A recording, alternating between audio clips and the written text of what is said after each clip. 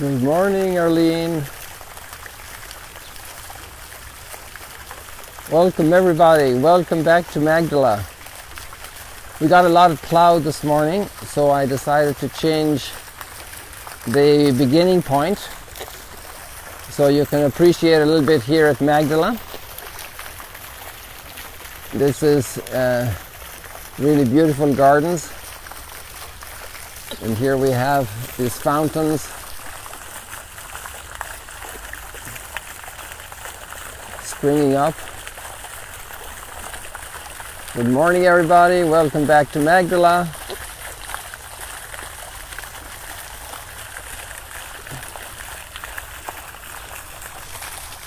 We're here at a different location because look at all this cloud. A lot of cloud this morning.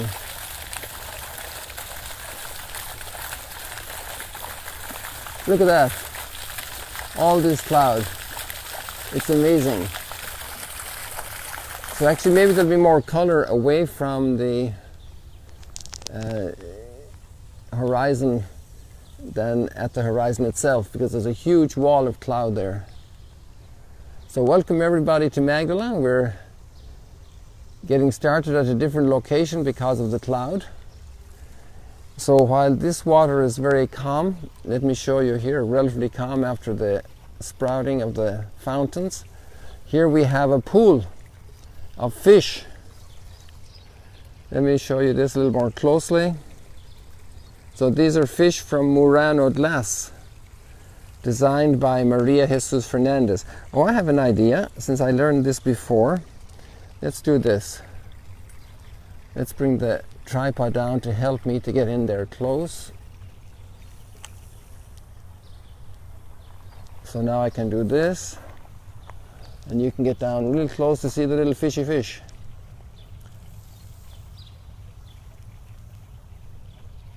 We have all different colors, you know. Where is that little fish gone? There we are. I think I'm going to bring this in a little closer for you. So now you can see all the fish. And actually there are two pools. Let me see if I can do this. Sometimes I do this little teaser with our visitors. What is the shape of the form here in the gardens? Now the people who've been here before don't answer, because that's not fair to those who haven't been here. So you can see this pathway, and the pathways go back like this, they open up, and then they taper in down further. Let me see if I can show you that. See the taper in down there? So what could that design be? And it's actually, now the people who haven't been here can tell us. What's this design? Where is it from? What shape does it constitute? Okay, so the people who have been here can write the answer. It's one big fish.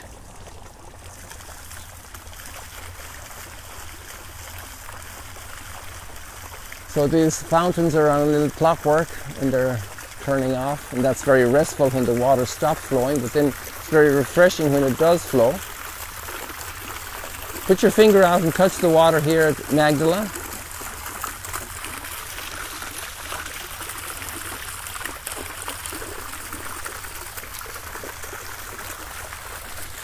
So we have these pools.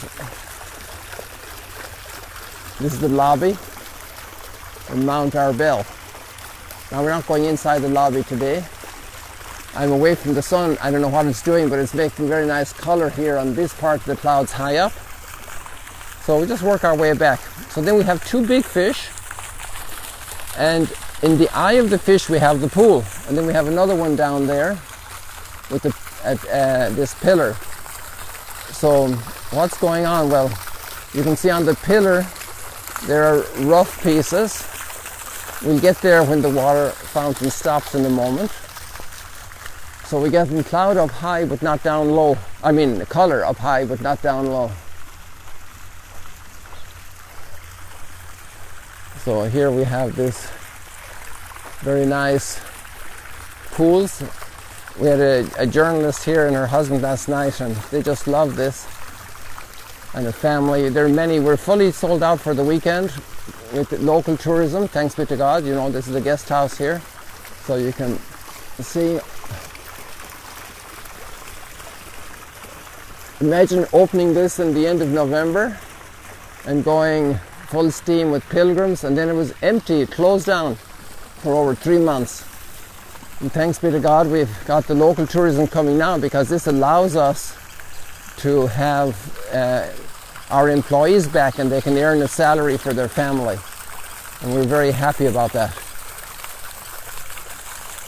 So here there's a nice pool for swimming. And our maintenance people do a great job. Of course, it's new, so it's easier. But still, it's very clean, very beautiful. And a children's pool over there at the end. So now I want to get you closer here to the ceramics, but I think we'll do that another day, because I need to get down there and see what the sun is doing. Look here. So this is ceramics from the archaeology, little pottery shards. Let me go on the other side where the light will help us better. Here you can see it now. Let me put it in there with the tripod. And you can see the handles of the jugs and the pots. So if you touch that, put your hand out and touch that pottery. And what you're basically doing is, on the other side of the broken piece of a plate, you have somebody from the 1st century holding it.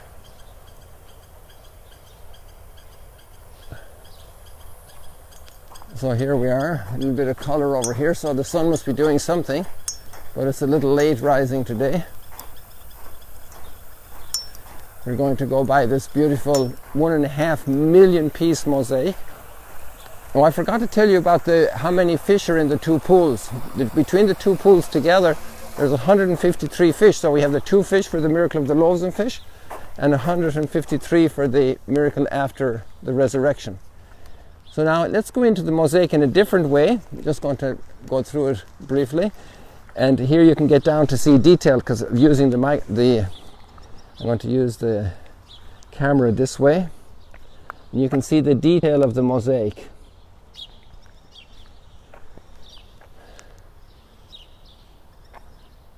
And here we have the word Galilee, which is the main word on the mosaic.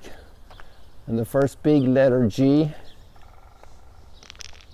for Galilee. You can get down real close. You can put your hand out and touch it.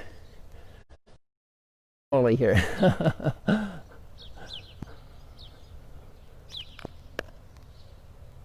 The big G of Galilee. And then we have little things like an anchor. I think, is that an anchor? Or what is that? Oh no, it's a plant. Here we have lots of plants, a little animal, little hyrax probably. These are very frequent animals around the lake here in the Holy Land. In different places, and then places you recognize. How about that? And there's even an acoustic effect in here. And then we have Mount Arbel, which is just behind us.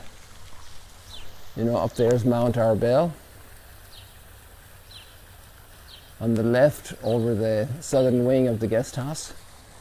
And then we have Mount Tabor.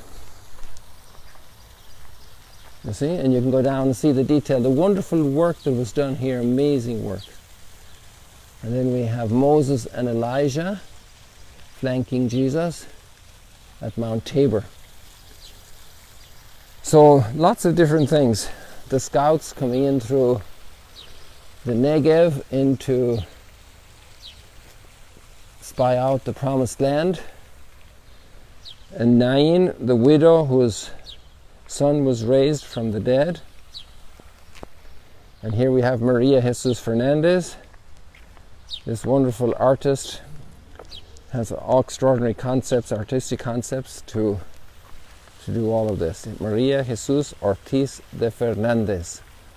Congratulations to her for her wonderful work here. So we do have some nice color over here, so let's go and check this out. You see that huge wall of cloud we have there in front of us? So that, you know, I thought we would do something different, go and see those gardens. I hope you like them. And the fountains. And here we have a cameraman, Shmuel. Boker Tov, Shmuel. There was a lot of cloud. There was. Oh, this is really beautiful now. This is. It's going. Shmuel, Yoter Tov, Maher. Look at this, people. I'm going to stop here to let you see a little bit of this, people, because this is too nice to miss. Hold on here. Hold your horses. So here, welcome to live stream, stroll and chat, sunrise stroll and chat at the Sea of Galilee. So look at that. That palm tree does a good job for us there. That line, vertical line going high up. Look at that. But actually, it's not higher than the eucalyptus trees. That's just perspective. So here we have that beautiful color. Isn't that amazing? What a gift. Welcome to Magdala at the Sea of Galilee. We're so happy you're here this morning. Look at that, it's on the water. I need to move a little bit more to catch the water, although it's not too strong on the water like the pathway until the sun gets over the cloud. Right now it's a diffused light, an indirect light from the sun. Look at that, isn't that nice? How good the Lord is.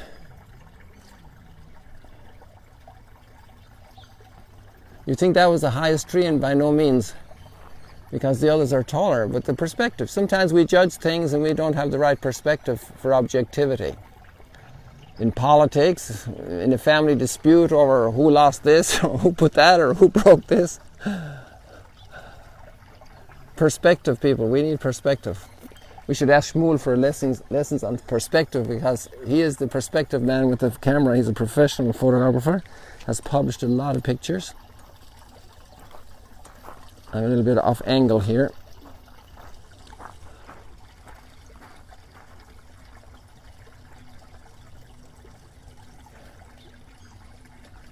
So it's scary having a photographer around, because you never know what he's going to catch and put up on the newspapers. This is my first photographer companion on the morning stroll and chat.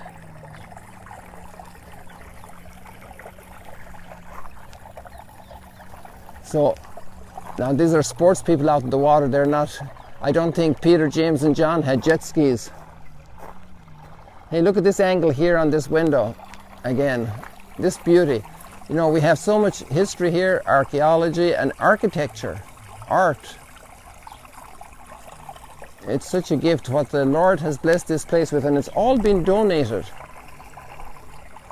So many people have chipped in, like in the mosaic. Actually, you can still chip in the mosaic. If you go on the Magdala Mosaic website, you can chip in there and you can be part of the next part of the development. For example, this restaurant needs a lot of work, you know. And then we have to build the visitor center, so you can chip in and you can be part of it. Oops, sorry about that, the camera swung around unintentionally. But that's why I'm an amateur.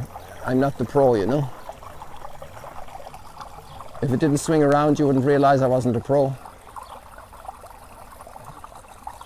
Look at that, people.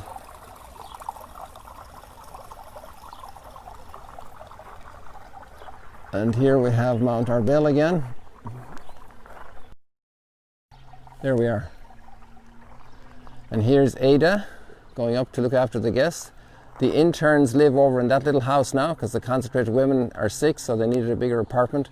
And here's Ada. She's one of the interns from Mexico, and she's helping here at the guest house and advancing her career. We were blessed with wonderful interns from hospitality industry and universities, and they came to have this practical experience. So there we have the sunrise. Good morning, people. Welcome to Sunrise Stroll and Chat here at the Sea of Galilee. Look at all that cloud in June, the end of June, 26th of June. Oh, look at that light coming in for you, a ray of light for you. The problem is that's a little bit like the rainbow. If I go over to the edge of that ray of light, it's going to move away from me.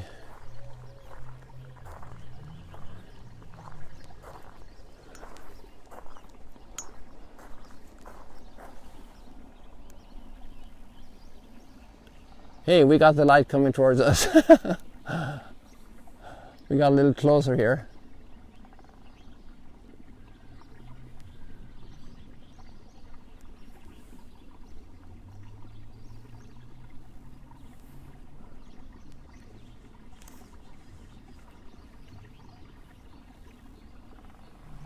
Okay, so after seeing this delight, maybe we'll check in and see what the good Lord is telling us today. We're at the end of the second book of Kings, which is in a way a very sad story,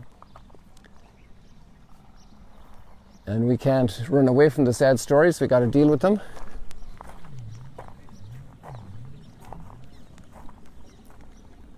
So let's check it out as we watch the sun rising over the clouds.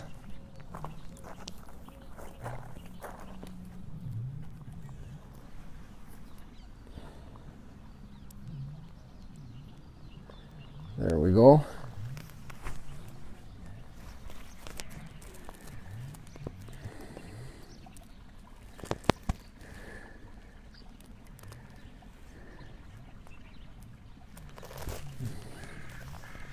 So today is Friday, and liturgically speaking it's Friday of the 12th week in ordinary time, and we open up the readings and it says 2 Kings chapter 25. So maybe some of you already did a little bit of homework and looked into the book of Kings, and you saw all the misery and misfortune. There was a wonderful covenant made by the creator of the universe with this wonderful people, small little people, wandering people. Like the Bible says, my father was a wandering Aramean. And then the people grew stronger. Then they insisted on having a king. And that's a tremendous position of responsibility for that people that's in that covenant with the creator of the universe. And how many times the covenant was broken. Now I have lots of stones here, but I'm not going to pick up a single one, because I'm aware that I also have been unfaithful to God's covenant. And I can't pick up any of these stones to throw it at anybody, not even at the kings of Judah and the kings of Israel, who did some horrible things. And I have to say, that's why we begin the liturgy always with, I confess. Lord, have mercy. We ask the Lord for forgiveness. We come to His mercy. And that's very important, because if we don't do that, we're in very great danger of having the wrong perspective. You remember we talked about the perspective with the trees. And if we have the wrong perspective, then we don't understand the reality. We're out of touch with reality. So here in the 10th month of the 9th year of Zedekiah's reign, on the 10th day of the month, you know, they have it nailed down. The memory is so hurt. The wound is so deep. The trauma was so great. They remembered the month, the year, the month, and the day, and probably the hour when it started. Nebuchadnezzar, king of Babylon, and his whole army advanced against Jerusalem, encamped around it, and built siege walls on every side. And that was the 9th year of King Zedekiah's reign. The siege of the city continued until the 11th year, so a year and a half siege. You know, we had 3 months corona. A year and a half siege. And no internet.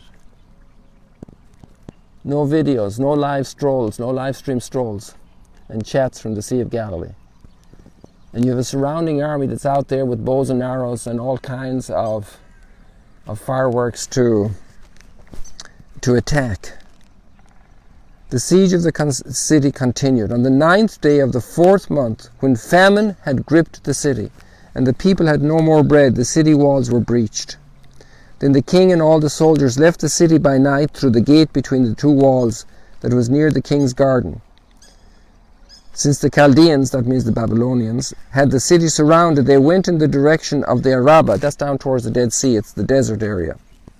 But the Chaldean army pursued the king and overtook him in the desert near Jericho. He had been abandoned by his whole army. You know, kings are very great, but their whole army can abandon them. It's amazing. The king was therefore arrested, brought to Riblah, who pronounced sentence on him. Now this is something horrible, okay? So get ready, guys, brace yourselves. I'm not sure if I should say it because of the California people, because they're just going to go to bed now, and the Western America's people. But this is horrible.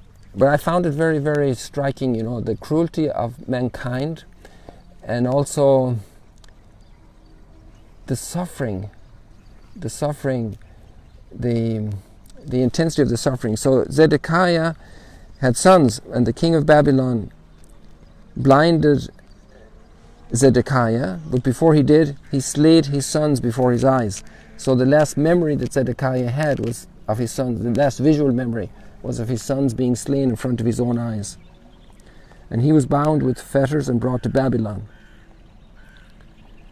You know, a culmination of sadness and shame and ruin. What a trauma. No wonder they remember the time, the date, the year, the month. Then the Chaldean troops who were with the captain of the guard tore down the walls that surrounded Jerusalem and led the people into exile, the last of the people remaining in the city, those who had deserted to the king of Babylon, and the last of the artisans. But some of the country's poor were left behind as vine dressers and farmers. You know, the poor people are down there, so they're not that important, so they're abandoned. They're the people that give continuity to the culture. They're the people that are praying. They're the people that are reaching out to God and saying, Lord, have mercy. Blessed are the poor of heart, for they shall see God. And times of disaster hit, and they hit in different countries. How many countries are at war right now on the planet and we don't think about it because it's not in the news?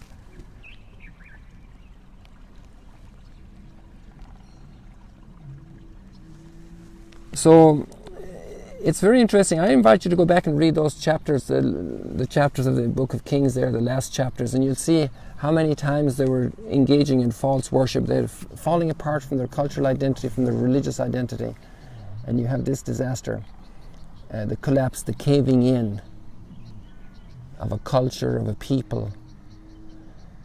And then it's where the temple of God is, where revelation was happening, where they received so much grace. And as I said before, we can't stoop down and pick up stones to throw at anybody, because we all come before God and say, Lord, have mercy on me, a sinner. And that's a position of great peace, because God forgives and we recognize our fault. And that's not the end of the story, because there's always resurrection. There's always new life. The old olive tree will put out its sprouts, you know. So then you have all the captives in Babylon. So now the exile is completed. You have the northern kingdom almost 100 years before, and now the southern kingdom of Judah and Jerusalem in exile. And the temple destroyed, the first temple of Solomon. We read about that yesterday, how they destroyed all the things of the temple. Or was it today's reading? No, it's not in today's reading. It must have been yesterday's. So it's this time in the morning, people in California. It's 5:30, 6 o'clock in the morning here. Now we have the psalm, let my tongue be silenced if I ever forget you. And that's talking about Jerusalem. But what about God? Let my tongue be silenced if I ever forget you. By the streams of Babylon we sat and wept. Psalm 137. When we remembered Zion, Jerusalem. On the aspens of that land we hung up our harps. Couldn't sing anymore, you know. Though there our captors asked of us the lyrics of our songs, and our despoilers urged us to be joyous, sing for us the songs of Zion. How could we sing a song of the Lord in a foreign land? If I forget you, Jerusalem, may my right hand be forgotten. May my tongue cleave to my palate, if I place not Jerusalem ahead of my joy.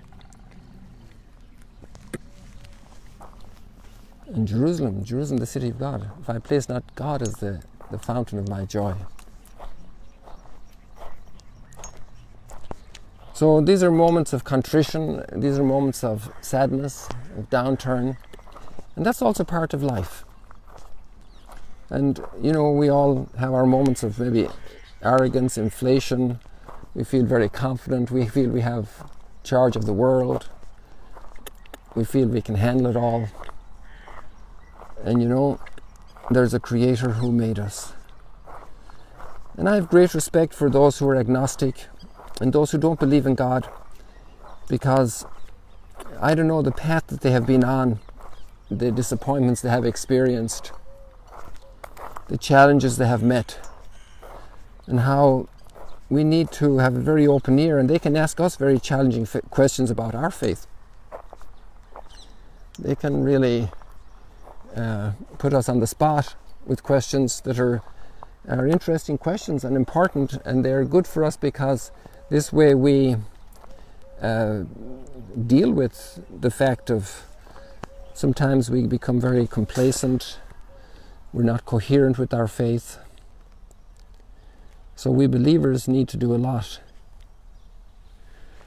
A good self-conscience examination and growth in this friendship with God. So important. So the gospel passage today is a whole new section starting off. It's a book of miracles, really, Matthew chapter 8, and it's 1 to 4. It's a very short passage, and it's the healing of a leper. Lord, if you wish, you can make me clean. Lord, if you wish.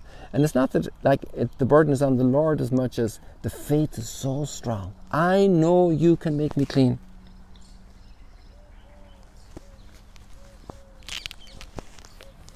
I know, Lord, you can make me clean. I know, Lord, you can make me clean. So whatever your plan is, Lord, if you wish, you can heal me. And it's beautiful, this little child yesterday had 8 hours operation, and the family just sent a WhatsApp to say thank you for all the prayers. And I know we prayed yesterday at Mass, and you're always praying for people in special need. So you were doing this wonderful good deed. So God hears our prayers, and sometimes He takes us through troubled times. I saw this little poster the other day. When God takes us through troubled waters, it's because He knows our enemies can't swim. So that's consoling. People, may you be blessed. May you be in the presence of God. Remember Jerusalem, but the heavenly Jerusalem. Also the Jerusalem here in where Eliane is living, and Catherine, who are with us every morning. A real Jerusalem that also needs peace. Let us pray for everybody on the planet, especially the most needy. Let us reach out a kind hand to the people who don't know God, who don't believe in Him, who have problems with Him. God bless you from the Sea of Galilee. It's wonderful having you with us.